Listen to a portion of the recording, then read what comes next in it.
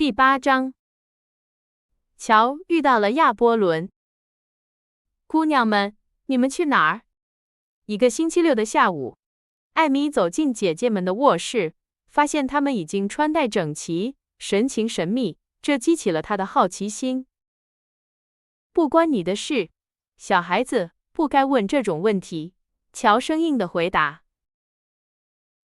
如果说有什么事能让一个小女孩感到屈辱，那就是被人提醒她还是个孩子，而如果用走开，亲爱的来打发她，那就更糟了。艾米感到受了侮辱，决心要弄清楚他们的秘密，即使要为此纠缠他们1个小时。她转向梅格，梅格总是无法长时间拒绝她的任何请求，然后用撒娇的语气说：“告诉我吧，而且你们应该带我一起去。”因为贝斯在玩他的娃娃，我没事做，我觉得很孤单。我们不能，亲爱的，因为你没被邀请。梅格刚开口，乔就不耐烦地打断了他。梅格，别说，不然会把事情全搞砸的。艾米，你不能去，别像个孩子一样，也别开始抱怨。你们要和老李一起去。我肯定。昨天晚上，你们在沙发上小声说话，还笑着。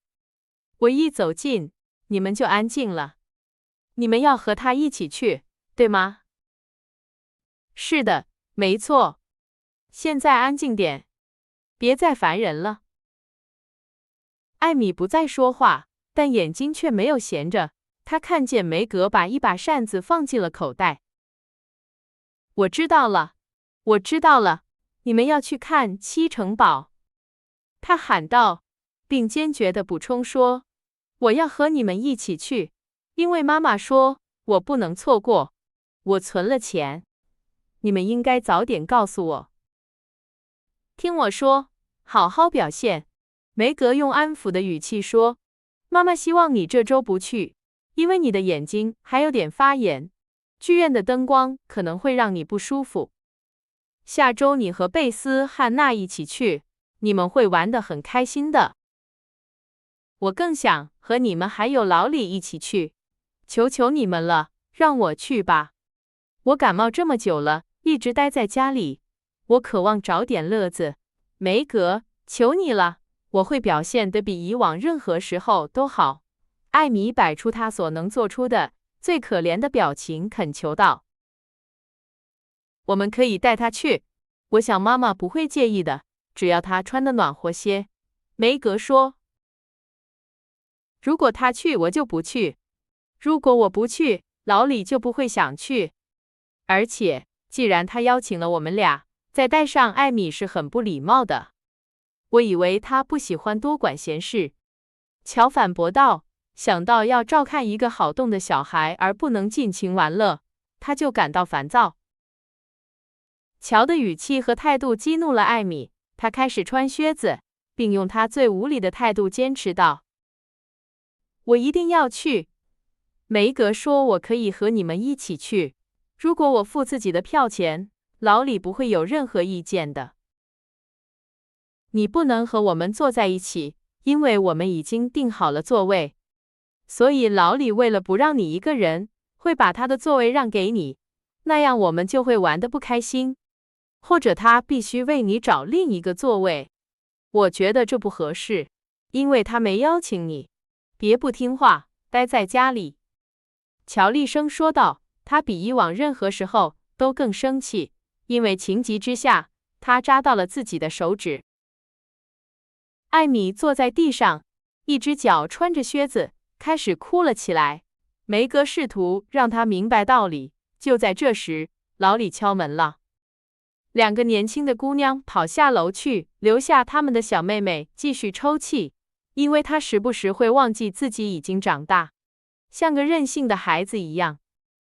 当他们准备离开时，艾米走到楼梯口，用威胁的语气喊道：“你会后悔的，乔马奇。”胡说，乔回答，然后砰的一声关上了门。他们非常喜欢那场演出，因为七城堡与钻石湖正如他们想象的那般精彩壮丽。然而，尽管有滑稽的红魔鬼、闪闪发光的精灵和华丽的王子公主，有些事情还是让乔的快乐蒙上了一层阴影。先后那金色卷曲的头发让他想起了艾米。在幕间休息时，他会琢磨妹妹可能会做些什么来让他后悔。艾米和他一生中争吵过不止一次，因为他们俩性格都很倔强，容易发脾气。艾米会惹恼乔，乔会招惹他的小妹妹，时不时地，他们的情绪就会爆发。事后，两人都会感到羞愧。尽管乔是姐姐，但她更难控制自己。她努力克制自己的坏脾气，这让她吃尽了苦头。她的怒气不会持续太久。在谦卑地承认错误之后，她会真心悔过，并努力改正自己的缺点。她的姐妹们常说，她们喜欢惹她生气，因为一旦她冷静下来，就会变成一个真正的天使。可怜的乔非常努力地想做一个好人，但他内心的敌人总是伺机出现并打败他。他多年来一直在耐心地努力制服他。当他们回到家时，发现艾米正在客厅里看书。他们进来时，这个小姑娘摆出一副受了委屈的样子，没有抬头看书，也没有问任何问题。如果不是贝斯，他的好奇心可能已经战胜了怨恨。贝斯的确来询问了关于戏剧的情况，并得到了详细的描述。乔上楼去放他最好的帽子时，瞥了一眼他的梳妆台。上次他们吵架时，艾米曾把第一个抽屉里的东西都倒在了地上以泄愤。然而，现在一切似乎都在原位。快速检查了一下他的衣柜、包和盒子之后，乔想当然地认为艾米已经忘记并原谅了发生的一切。乔错了。第二天，他发现了一件事，引发了一场真正的暴风雨。那是一个下午的中间时分，梅格、贝斯和艾米正坐在客厅里。这时，乔冲了进来，显得非常不安，气喘吁吁地问：“谁拿了我正在写的书？”没有，梅格和贝斯异口同声的回答，脸上带着惊讶的表情。艾米拨弄着炉火，没有说话。乔脸红了，立刻朝他扑了过去。艾米，是你拿的？不，我没拿。那么，你知道他在哪儿？不，我不知道。你在说谎！乔喊道，抓住他的肩膀，用一种能吓倒比艾米更勇敢的女孩的目光盯着他。我没说谎，我没拿，我不知道他在哪儿，而且我根本不在乎。你知道，你最好在我逼你说出来之前开口。乔反驳道，轻轻地摇晃着他。不管你喊多大声，你再也看不到你那本又旧又蠢的书了。艾米喊道，他开始激动起来。为什么？我把它烧了。什么？你烧了我引以为豪的书，我辛辛苦苦写的书，为了爸爸回来时能完成。你真的把它烧了吗？乔问道。他仍然紧紧抓着艾米，神情紧张，脸色苍白，眼睛里燃烧着愤怒的火焰。是的，我烧了。昨天我警告过你，你会为对我那么刻薄而付出代价，而且我已经……艾米没能说完，因为乔被他那暴躁的脾气控制了，使劲摇晃着他，直到小姑娘的牙齿都咯咯作响，在一阵伤心和愤怒交织的抽泣中说道：“你这个坏东西！我失去了我的作品，我这辈子都不会原谅你。”梅格赶来救艾米，贝斯试图让乔冷静下来，但乔已经失控了。他甩给妹妹一个告别的耳光，离开了房间，到阁楼的扶手椅上寻求庇护和安慰。楼下，随着马奇太太的到来，暴风雨平息了。在了解了事情的经过后，他让艾米明白了他所造成的伤害有多严重。乔的书不仅对他自己有价值，全家人都认为它是一个很有前途的文学项目。书里只有6、7个故事，但乔投入了极大的心血和耐心在上面，把自己的灵魂倾注在每一个故事里，希望有一天他们能够出版。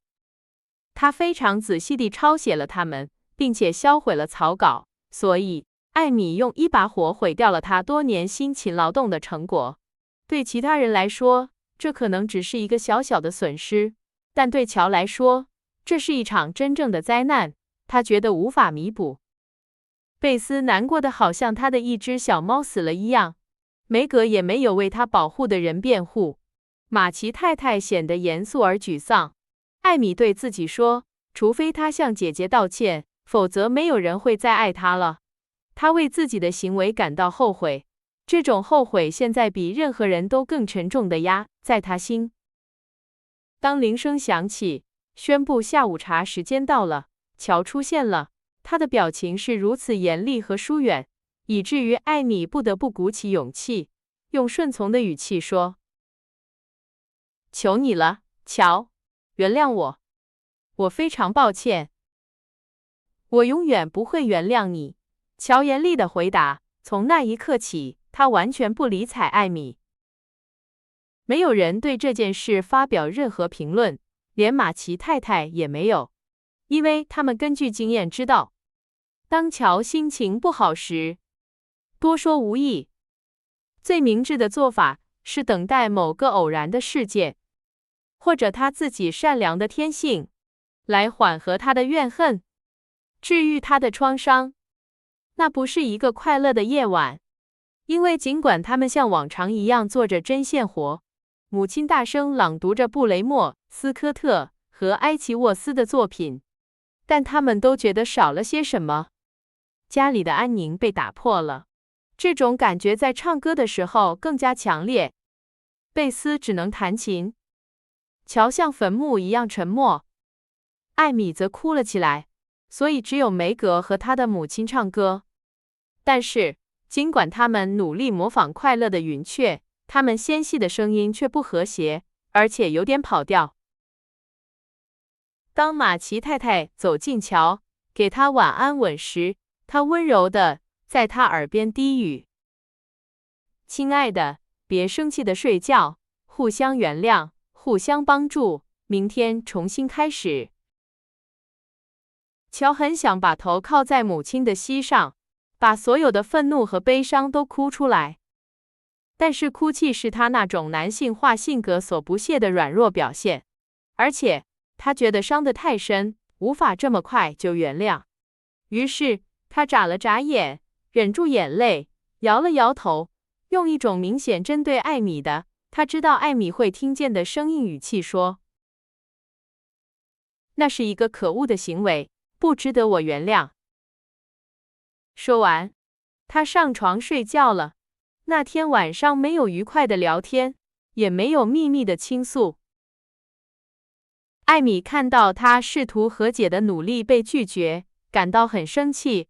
他希望自己没有那么卑微，并且比以往任何时候都更痛苦，摆出一副令人恼火的优越姿态。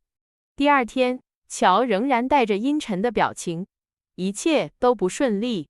早上特别冷，他的热馅饼掉进了一个排水沟里。马奇姑妈非常挑剔，梅格心事重重。当他回到家时，甚至贝斯看起来也很生气和悲伤。而艾米则不停地对那些总是谈论自己想做好人，却在别人树立榜样时连尝试都不尝试的人发表评论。他们都让人受不了。我要建议老李去滑冰。他很友善，而且总是心情很好。他的陪伴会让我高兴起来，我肯定。乔自言自语道。几分钟后就走了。艾米听到溜冰鞋的声音，向外望去，恼怒地喊道：哇！他答应下次滑冰的时候带我一起去，因为这可能是今年冬天最后的机会了。但是，谁会提醒那个坏脾气的他记住他的承诺呢？别这么说，你做的事很不好，他很难原谅你失去了他珍贵的书，但也许今天他会原谅你，如果你找个好机会的话。梅格指出，去追他们吧。在老李的陪伴让乔心情好转之前，什么都别说，然后走近他，给他一个吻，或者做一些亲昵的举动。我肯定他会和你和好的，而且是真心的。我会试试的。艾米说，这个建议对他来说再好不过了。他匆匆忙忙地准备好，跟着那2个朋友走了。他们已经到了山顶，刚从视线中消失。河离得不远，但当艾米到达时，那对朋友已经准备好滑冰了。乔看到他走近，便转过身去。老李没有看见他，因为他正小心地沿着河岸滑行，试探冰的坚固程度。因为在结冰之前，曾有过几天暖和的天气。在我们开始比赛之前，我要到第一个弯道去看看，确保一切安全。艾米听到他宣布，同时他走远了。他戴着皮帽，穿着厚外套，看起来像个俄罗斯年轻人。乔听到艾米在追上他们后气喘吁吁，他跺着脚让脚暖和起来，一边搓着手指，一边试图穿上溜冰鞋。然而，他没有转过身，而是沿着河曲折滑行，心里怀着一种苦乐参半的满足感，因为他知道妹妹正遇到麻烦。他一直在滋养自己的愤怒，而愤怒也一直在增长，就像所有消极的想法和感觉一样，如果不马上消除它们。老李到了弯道后，转过身来喊道：“靠近河岸，中间不安全。”乔听到了，但艾米没有。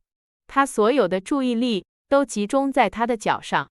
乔朝他转过头，他内心的那个小魔鬼在他耳边低语：“他听没听到不重要，让他自己小心吧。”老李已经消失在拐弯处，乔正准备拐弯，这时远远落在后面的艾米偏离了方向，滑向了河中央，那里的冰层比较薄。乔停顿了一下，心里有一种奇怪的感觉。然后他决定继续走，但有什么东西阻止了他，迫使他转过身，正好看到妹妹举起双手，在他脚下的冰层破裂时掉了下去。水声和尖叫声让他心惊胆战，恐惧万分。他想叫老李，但声音发不出来。他想跑向妹妹，但脚却动不了。他一动不动地站了一会儿，吓坏了。眼睛盯着漂浮在黑色水面上的那顶蓝色小帽子，有什么东西飞快地从他身边经过。他听到老李喊道：“从栅栏上拆下一块木板，快快！”他不知道自己是怎么做到的。他发现自己正和栅栏搏斗，像着了魔一样，完全按照老李冷静的指示行动。年轻人趴在冰面上。艾米抓住了他的胳膊和曲棍球棒，直到乔拿着栅栏木板走近，他们俩一起救出了那个小姑娘。她虽然吓坏了，但没有受伤。我们必须尽快把她带回家，用我们的外套盖住她。我来解开这些该死的溜冰鞋。老李说着，用他的外套盖住艾米，开始解开鞋带。这项任务他从未觉得如此困难。艾米浑身湿透，瑟瑟发抖，哭得上气不接下气地回到了家。经过这么多的激动之后，她很快就精疲力尽，裹着毯子，在点燃的壁炉前睡着了。乔在照顾妹妹的时候几乎没说话，但他不停地跑来跑去，脸色苍白，神情激动，衣服被撕破了，手上也满是与冰、栅栏和顽固的溜冰鞋扣子搏斗留下的割伤和划痕。艾米睡着后，家里安静了下来。马奇太太坐在床上，叫乔过来给她包扎伤口。你确定他没事吗？乔小声咕哝着，内疚地看着那头金发的小脑袋，他本可能永远消失在那片奸诈的冰层之下。他没事，亲爱的，他没有受伤，而且我想他甚至不会感冒，因为你们很明智地把他盖好并马上带回了家。母亲回答，想让他放心。那是老李的功劳，我把他一个人留下了。妈妈，如果他出了什么事，都是我的错。乔倒在床边，伴随着悔恨的泪水，向母亲讲述了发生的一切，指责自己内心的冷酷，并抽泣着表达了对没有发生更大不幸的感激之情。这都是因为我的坏脾气。我努力想改掉它，但是当我以为我已经做到了的时候，它又会比以往任何时候都更强烈地冒出来。哦，妈妈，我该怎么办？我该怎么办？可怜的乔绝望地哀叹道。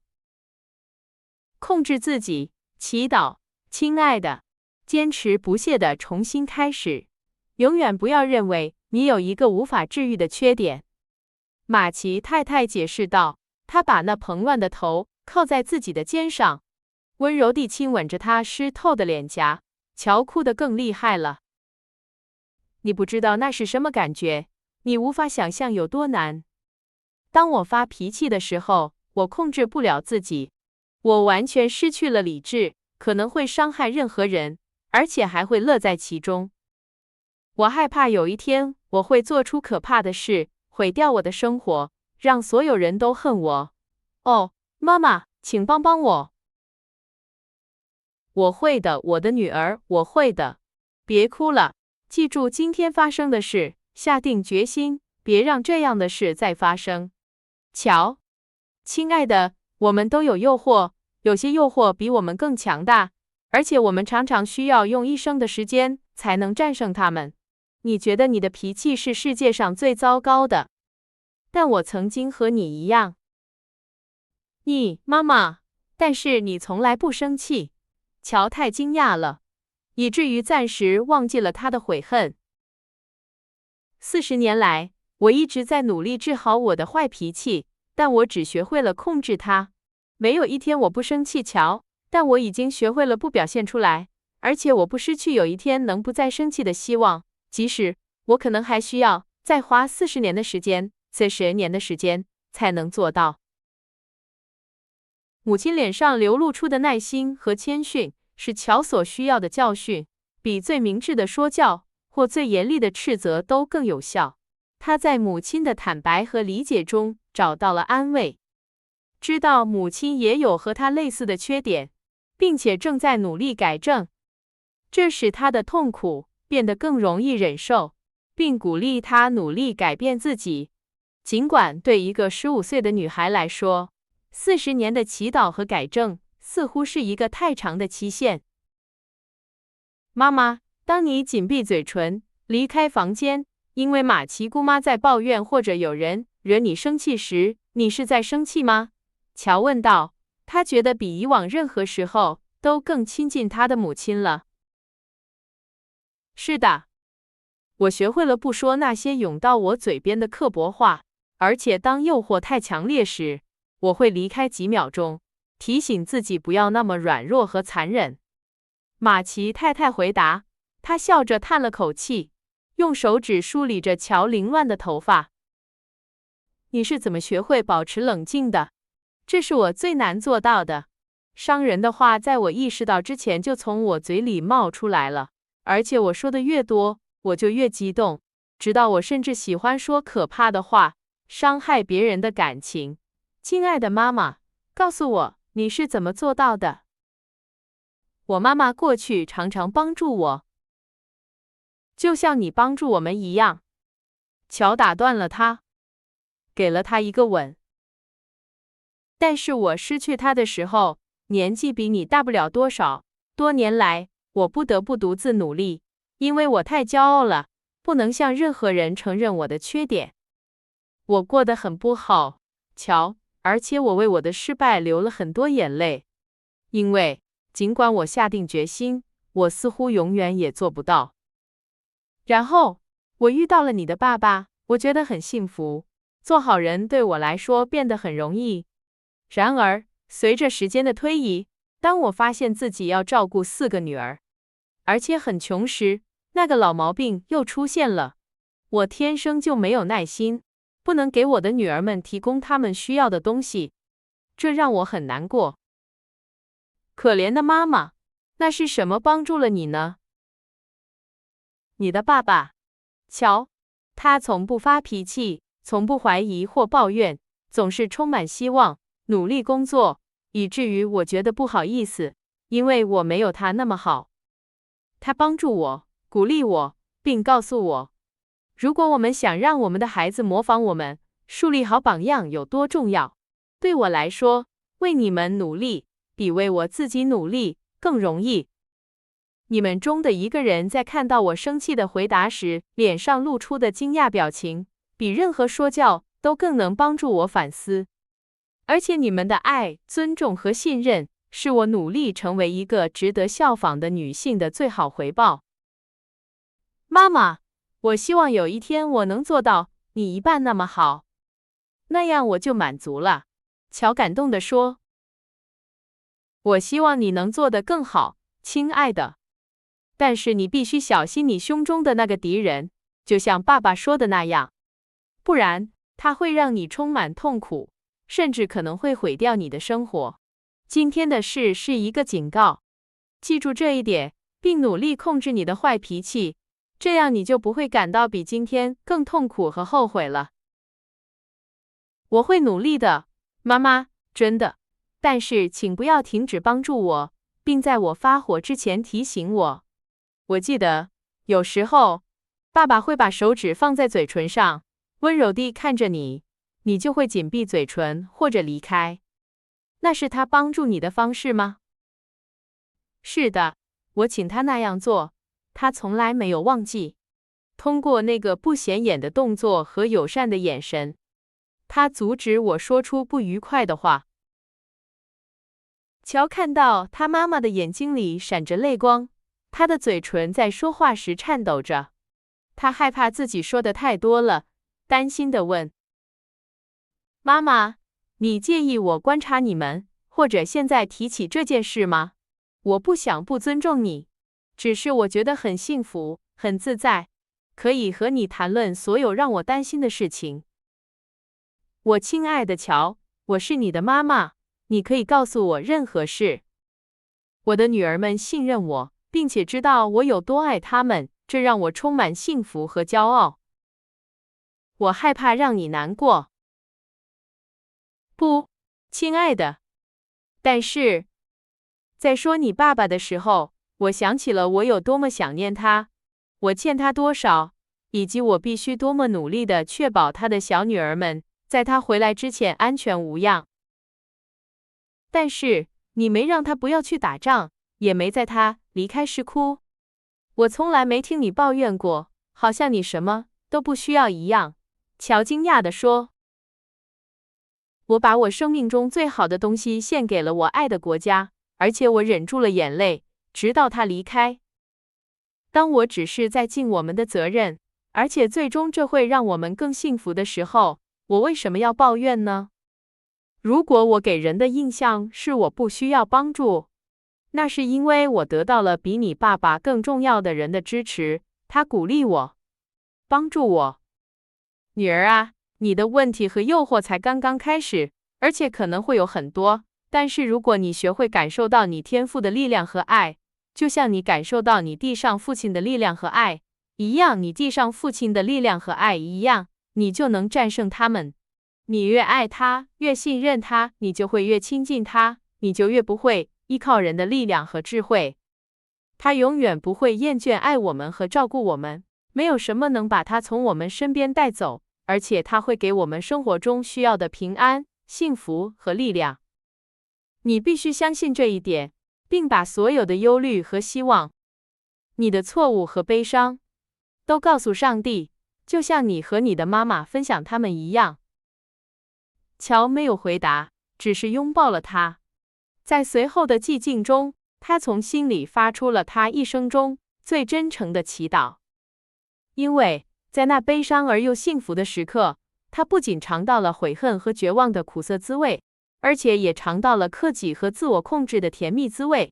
在母亲的陪伴下，他走进了那位朋友，他以比任何父亲都更强烈的爱，比任何母亲都更温柔的爱，来爱护孩子们。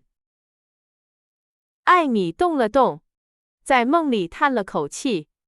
乔渴望尽快弥补他的错误，他带着一种陌生的表情看着他。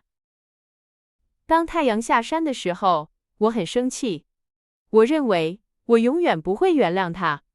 今天，如果不是因为老李，那就太晚了。我怎么会这么坏？乔小声说，他俯身向妹妹，抚摸着散落在枕头上仍然湿漉漉的头发。